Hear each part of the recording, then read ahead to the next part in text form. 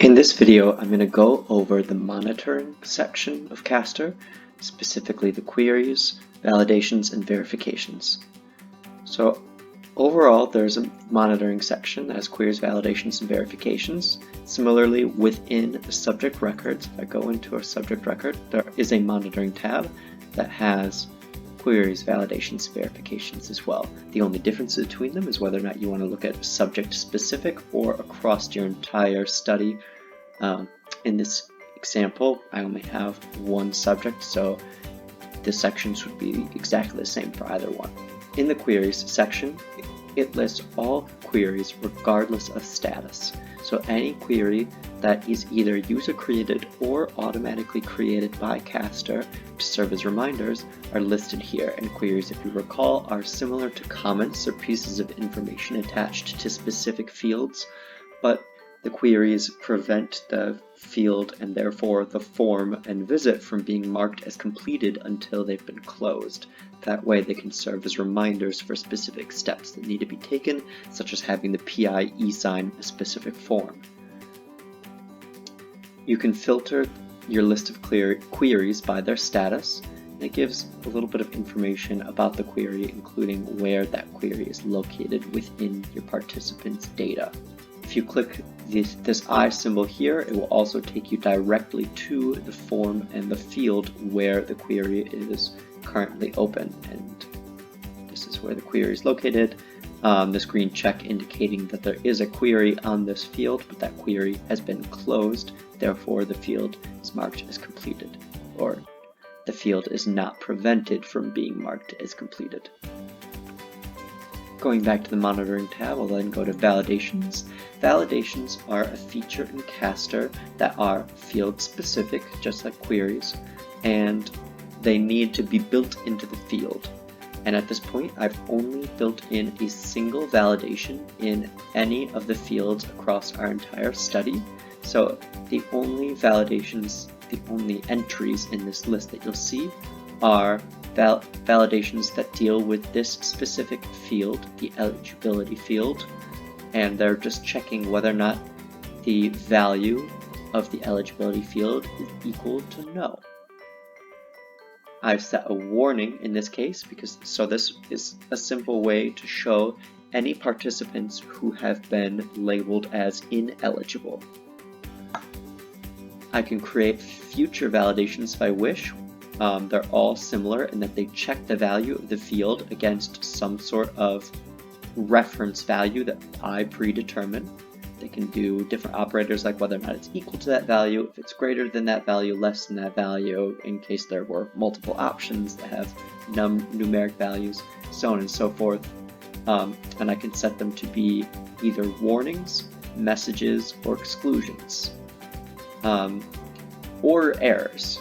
Errors are not listed here because errors prevent you from picking that value. For instance, if you chose a date for a particular field in the future and I had an error validation on that field to check and see whether or not someone chose a date that is in the future, it would prevent you from picking it. It would give you a warning message saying, sorry, a date in the future is an invalid response, and it would force you to choose something else before you can continue.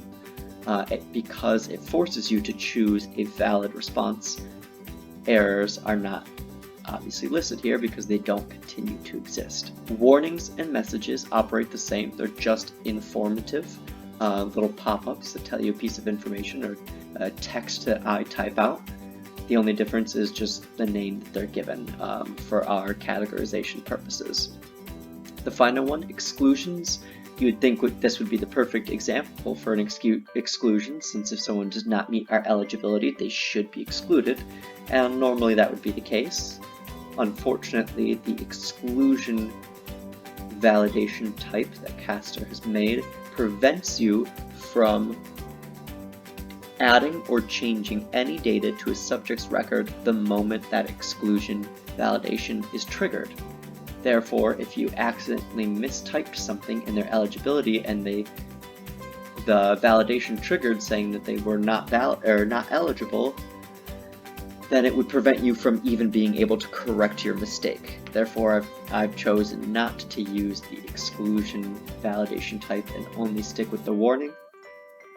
The final tab within monitoring are verifications. Verifications are essentially a stamp on data, where there's a built-in verification type, source data verification, that Castor automatically defined. And Castor also allows us to add custom verifications that we define. Either or though, a verification, and let me go show an example, just essentially marks data. So this visit 12, has been marked as source data verified with all of the individual forms within that visit marked as source data verified.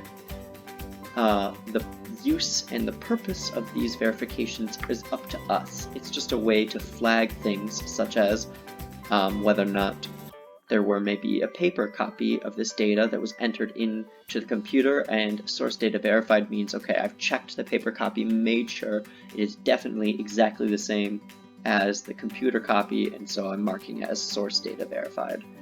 We can create other verification types if we want to do specific things, such as perhaps if we have an undergraduate volunteer who is collecting any data, maybe we have a verification for staff verified, so to mark that even though this was originally collected by a volunteer, we had a staff member who's gone in, looked through it, and said, okay, I put my stamp of approval on the data.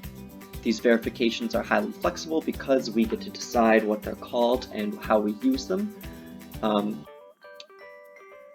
Interestingly though, the verification tab within monitoring does not show us the active verifications, it shows us the dropped verifications. So if a form has been marked by any sort of verification and then is later on edited, that a warning message will pop up and tell you that the verification will be dropped, and it will ask you to give a reason for making a change, and if you continue and do so, then the verification will be dropped from the form. Essentially, the stamp of approval is no longer there and needs to be reapplied because the data has been changed. And so the verifications tab here, since it lists only the dropped verifications, makes it easy to see that, okay, there was a verification added on this date, and on this date that verification was dropped because someone edited the form. That form was the ham A in visit 1. The field that was edited is right here, and the value of that field is listed as well. Who dropped it? You can click the eyeball to link to it. So that way it just allows people to quickly check and see if any of our verified forms have been edited by anyone else, and then jump to that form and re-verify it if need be. That's it for the monitoring sections of Castor, and thanks for listening.